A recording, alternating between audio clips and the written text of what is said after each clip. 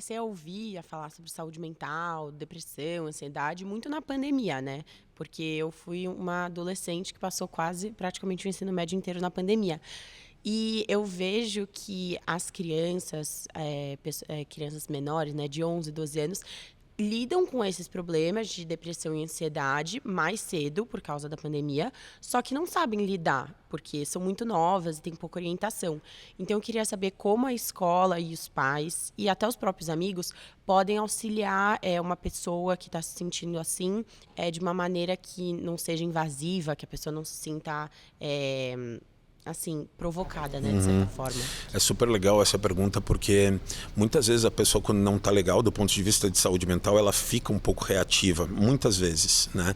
Ela pode ficar mais irritável por estar estressada, ela pode enxergar um comentário que às vezes não é um comentário negativo como se ele fosse, porque a pessoa não está muito legal.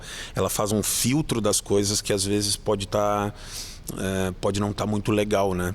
Então, assim, uma coisa que eu sempre gosto de sugerir é que estar perto da pessoa, a gente corre menos risco ao estar perto do que quando eu oriento uma pessoa a fazer muitas comunicações verbais. Tá claro para ti, assim, às vezes a pessoa, ela, ao se angustiar com a outra, querendo cuidar da outra, ela acaba eventualmente sendo intrusiva por falar coisas como você tem que melhorar a vida, né? Tipo, esse é um tipo de coisa bem comum, assim. O Setembro Amarelo traz algumas iniciativas que são legais, mas outras que me preocupam um pouco, assim, né? Quando a gente fala muito, a gente tem uma chance eventualmente de não dar muito certo o que a gente está fazendo. Então, assim, a gente às vezes tentando empolgar muito uma pessoa que não está se mostrando empolgada, isso pode gerar uma sensação de alienação da pessoa, de desconexão. Então, tipo assim, essa pessoa não está entendendo o que eu estou passando. Mas a vida é boa, tu tem tantas coisas legais na tua vida, como é que você pode estar tão desanimada e tal? E daí eu fico pensando assim, essa pessoa que está recebendo isso, ela se sente muitas vezes ela pode se sentir muito chateada mas como é que eu não consigo aproveitar esse monte de coisas boas que eu tô vendo que eu tenho e tal? Então, uma coisa que eu acho que não tem muito erro é a gente... duas coisas que eu gosto, assim. É estar perto fisicamente, não se distanciar, porque essas pessoas, elas muitas vezes, elas podem fazer... Como elas ficam, muitas vezes, assim, elas reagem ao cenário que está à volta de uma forma um pouco mais intensa, elas podem muitas vezes se desconectar dos cenários. Então, buscar a conexão física, estar por perto, no mesmo espaço, eu acho uma coisa super legal, assim.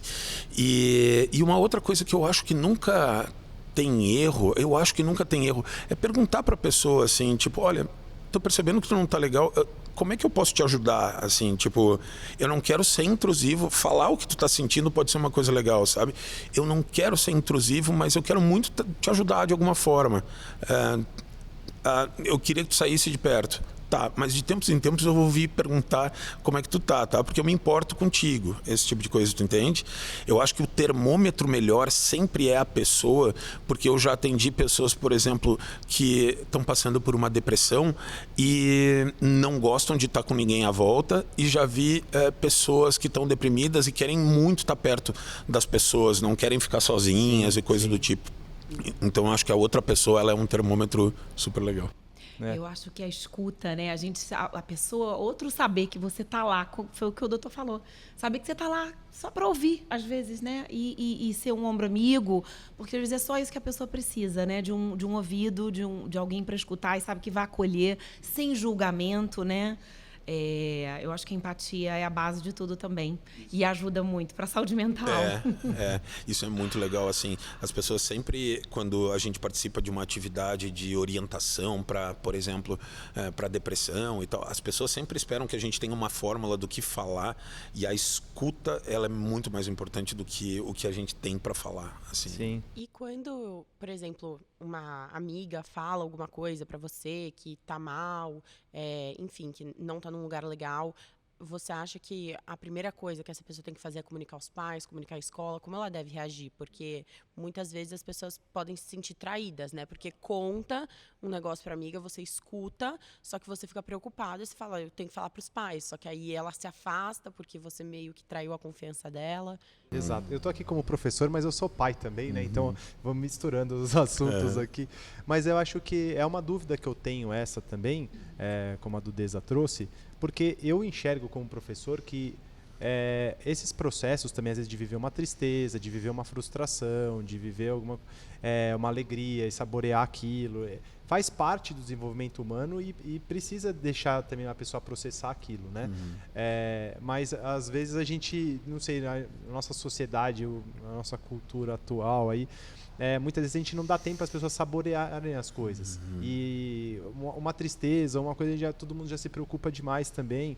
E, enfim, como que você pode falar sobre isso? Porque, voltando no começo da conversa, né? Saúde mental, e para mim está ficando cada vez mais claro, isso é um processo e a gente precisa talvez cultivar mais relações saudáveis e conviver, né? E o ser humano é um ser de relação em grupo, com relações saudáveis, e quando isso começar a fugir, vai ficando mais nítido para todo mundo e talvez a gente vai achando o jeito de intervir. Não é saúde emocional. E as emoções, ao meu ver como professor também, elas precisam ser bem vividas para a gente passar por essa jornada de desenvolvimento humano, né? Pois é, isso é uma coisa super importante, né? Como a gente vive numa sociedade, assim, numa cultura assim que está muito associada com imagem, né? Com o bonito, com o prazer, com o legal, né?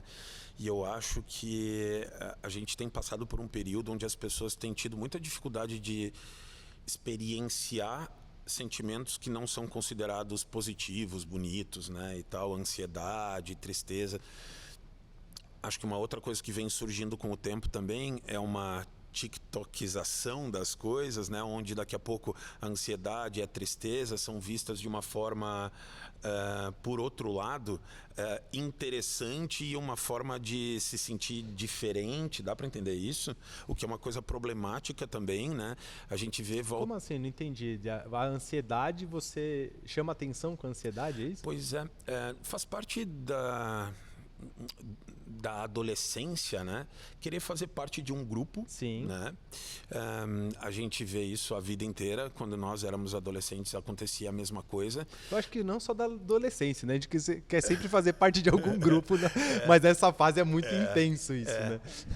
E então, assim, na adolescência, hoje em dia, a gente tem algumas bandeiras que vêm sendo levantadas que acabam fazendo com que as pessoas se identifiquem. Por exemplo, uma das bandeiras é a da saúde mental, que tem uma série de coisas muito legais. Assim, a gente tem debatido muito mais sobre saúde mental.